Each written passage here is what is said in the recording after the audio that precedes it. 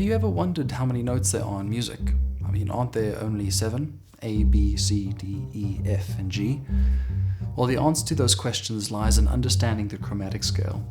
The chromatic scale is the list of all 12 notes that are used in Western music.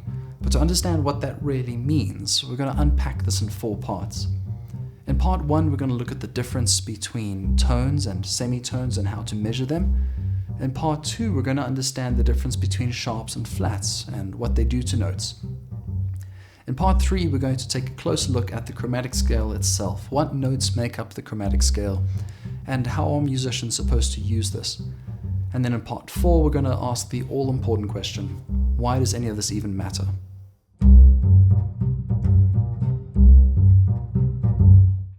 Tones and semitones are like measurements in music. When referring to the distance between any 2 notes, we don't use centimeters or inches, we use intervals. And the 2 most basic intervals we use are tones and semitones. Now, on the guitar, a semitone is the distance between any 2 adjacent frets.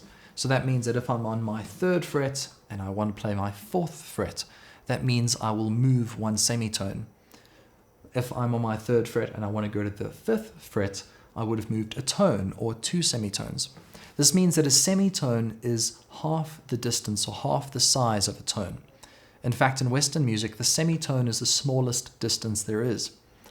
Now, before we continue, it's important to remember that some people use different terms for referring to tones and semitones.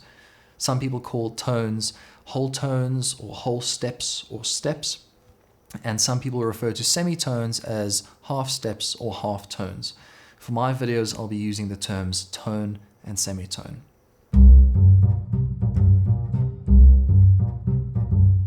Sharps and flats are 2 ways of changing how high or low a note is, what we call the pitch of a note.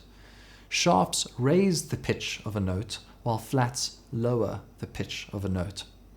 So that means that A sharp is higher than A, while A flat is lower than A. It's important to realize, though, that sharps and flats only adjust the pitch of a note by 1 semitone, which means that A sharp is exactly 1 semitone higher than A, while A flat is 1 semitone lower than A. But that's all there really is to know about sharps and flats.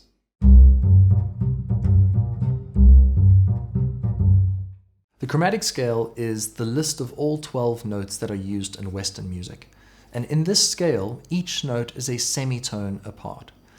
But what are those notes? Well, listing them from A, they are A, then A sharp or B flat, B, C, C sharp or D flat, D, D sharp or E flat, E, F, F sharp or G flat, G, and then G sharp or A flat. After G sharp or A flat, we can go back to A, which will bring us back to the beginning, so to speak, but that A will be an octave higher than the first A. Now, there are 3 things I want you to notice about the chromatic scale. First, it's really important that you remember that the distance between each note in the chromatic scale is a semitone. That means if I move from A to A sharp, I've moved a semitone. If I move from A sharp to B, I've moved a semitone. If I move from B to C, I've moved a semitone, so on and so forth. I think you get the point. But we can also do this for tones. We can measure tones in this way. That means from A to B, we've moved a tone. If we move from B to C sharp, we've also moved a tone. It's really important to understand that. So the chromatic scale can help us measure musical distances. In fact, this is one way that musicians use the chromatic scale all the time, not only in theory, but also in practice. It's like a map. It shows you where everything is and it tells you how to get there. The second thing I want you to notice is that I referred to the next note in the chromatic scale as A sharp or B flat, and you may be a little bit confused as to why I gave 2 names to the same note. It's important to realize that those 2 names do refer to the same sound or the same pitch. As a matter of fact, if you're playing a musical instrument, the way you would play A sharp would be exactly the same as the way you would play B flat. What we call this is an enharmonic. It's 2 names referring to the same sound. Or more accurately, we would say that A sharp is the enharmonic of B flat, and vice versa.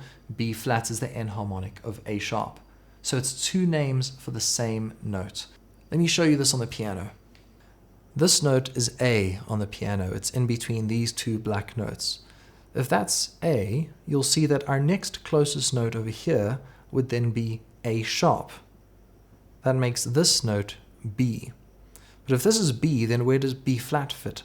Well, B flat is also this note. So this black note functions as A sharp and as B flat, and you'll notice it obviously sounds the same. So if someone asks you to play A sharp, you'll play this. And if they then ask you to play B flat, you'll play the exact same thing. So A sharp or B flat are two ways of referring to the same musical sound or note. The third thing I want you to notice is that there isn't a sharp or flat between B and C and E and F. You might be wondering, why don't I see a B sharp? Why isn't there an F flat? Why are there only 12 notes in the chromatic scale and not 14 or more?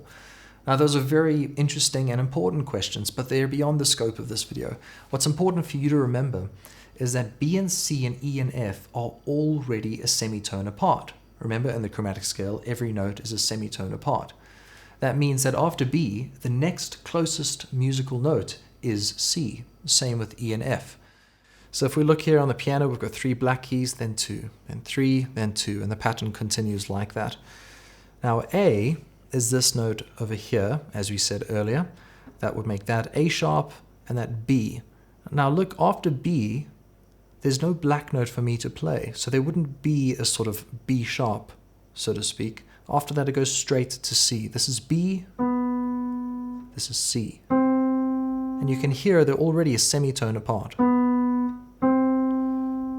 And we see that happening again. After C, we go C sharp, D, D sharp, E, and then after E, we go straight to F. So E and F are also right next to each other. And this pattern continues further up the piano and further down. Now, this doesn't mean, though, that there's no such thing as B sharp. Rather, it means that B sharp is the same as C, and C flat is the same as B. To use that fancy term we learned just now, B sharp is an enharmonic of C, and C flat is an enharmonic of B.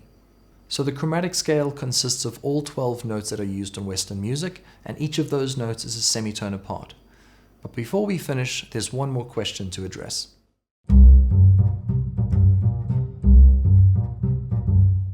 Why is all this important for the musician to know? You might be thinking the chromatic scale doesn't even sound that nice, and you'd be right. And it just goes on and on. But that's because the chromatic scale isn't really played per se, except maybe as an exercise. More often than not, it's referred to as a theoretical scale. That's because the chromatic scale forms the foundation or bedrock upon which all music theory is done. So without the chromatic scale, we wouldn't be able to know the difference between a major scale and a minor scale. We wouldn't be able to construct chords. The chromatic scale helps us measure other intervals like a major seventh, a diminished fifth, augmented fourth, and a minor third. But the second purpose the chromatic scale serves is that it helps us tune our instruments. Like if I'm playing my guitar and I'm trying to tune the E string, and I play it and my tuner says F sharp or D or something, how am I supposed to know which way to tune my string? Should I tighten it or loosen it? And the chromatic scale will give me those answers. So think of the chromatic scale like the English alphabet. If the alphabet is all you know in English, you're not going to get very far. But if you don't even know the alphabet, you're not going to go anywhere at all.